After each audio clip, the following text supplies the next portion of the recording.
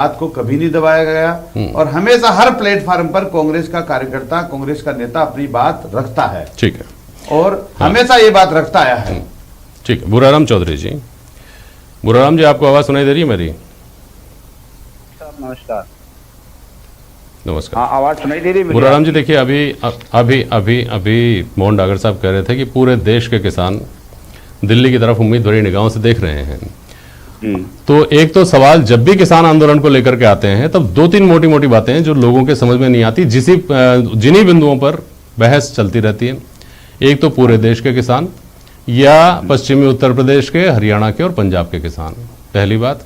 दूसरी बात, किसान वर्ग या जो खास तौर पर पिछले 2 दिन से चर्चाओं में है कि जाट और सिख, जिनके बारे में भाजपा की जो बैठक हुई उसमें भी खास तौर पर बहुत सारी घोषणाएं की गई, बहुत सारी चीजें स्पष्ट तौर पर की गई, कैटेगराइज तरीके से कही गई।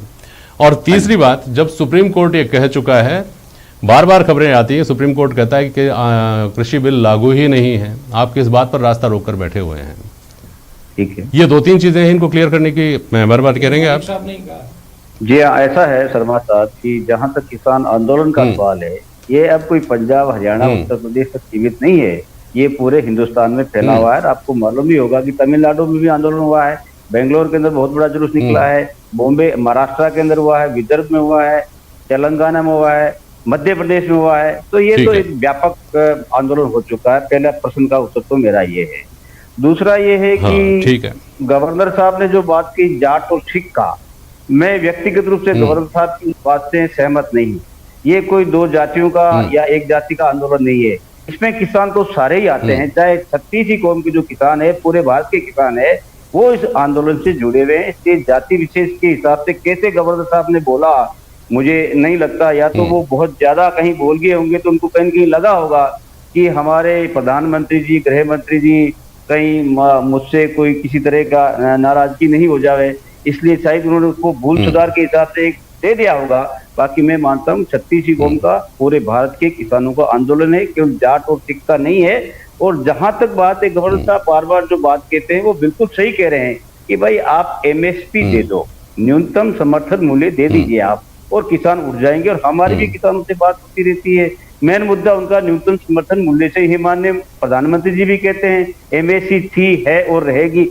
जब ऐसा है तो पार्लियामेंट में कानून लेगा। मैं आपको गारंटी से कहता हूं कि दूसरे दिन किसान उठ जाएंगे।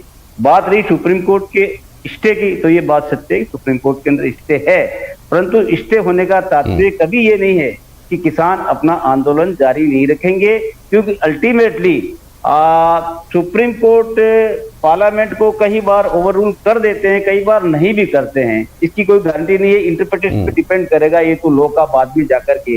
इसलिए किसानों को बराबर डर लग रहा है कि पता नहीं ये कानून आगे जाकर के लागू हो जाएगा पूरी तरह से, तो ये निश्चित रूप से हमारे लिए नुकसान वाली बात ये तो नहीं। तो एक बात मुझे ये समझाइए कि क्या इस बात का इंतजार करते रहेंगे क्या कि सुप्रीम कोर्ट का फैसला जब आएगा तब पार्लियामेंट उसको ओवररूल कर देगी, नहीं कर देगी? और इतने कितने उदाहरण मुझे बताइए आपको याद है कि बड़े आंदोलन हुए हों और उनमें किसी तरह के समझौते नहीं हुए हों? एक लाइन किसानों ने बोल रखी है, कृषि बिलों की वापसी तक हम घर नहीं लौटेंगे।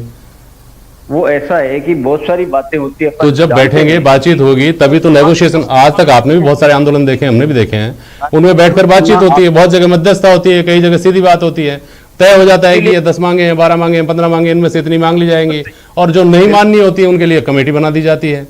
प्रधानमंत्री जी को और गृह मंत्री जी को आगे आना चाहिए, किसान से बात करनी चाहिए। वो हमारे प्रधानमंत्री है किसानों के, गृह मंत्री है किसानों के, और सब पूरा देश जानता है, दुनिया भी जानती है कि इस समय जो भी निर्णय लेना होता है अल्टीमेटली प्रधानमंत्री जी और गृह मंत्री जी को लेना होता है। बाकी सब लोग तो दूसरे जो लोग होते हैं वैसे ही बातचीत के लिए, टाइम पास करने के लिए आ जाते हैं। या जैसे मान लीजिए, मेरा तो व्यक्तिगत रूप से ये मानना है कि राजनाथ सिंह जी को भी आगे करते तो शायद अब तक कोई न कोई इसका समाधान के नजदीक हम पहुंच चुके होते, लेकिन अभी ही नहीं है। मित्तल साहब, बहुत संक्षेप में एक सवाल का जवाब दीजिएगा। 2024 के चुनाव, जिसमें अभी 2-3 साल का टाइम है, क्या ये बात सही है क्या, ये जो अंदाजा लगाया जाता है कि साहब 2024 के चुनाव में किसान आंदोलन एक प्रमुख मुद्दा होगा, उसको प्रभावित करेगा? मित्तल साहब, संक्षेप में आपका जवाब, फिर मेरे दोनों राजनीतिक मित्रों की टिप्पणी। जेपी जी, मेरा ऐसा मानना है कि अनेक मुद्दों में से एक मुद्दा ये भी होगा, लेकिन पूरा चुनाव 2024 का किसान आंदोलन पे या किसान पे रणनीति पे लड़ा जाएगा, मेरा ऐसा मानना नहीं है। बहुत सारे देश में मुद्दे हैं जिनको लेकर ये चुनाव लड़ा जाए। ठीक है चौधरी साहब।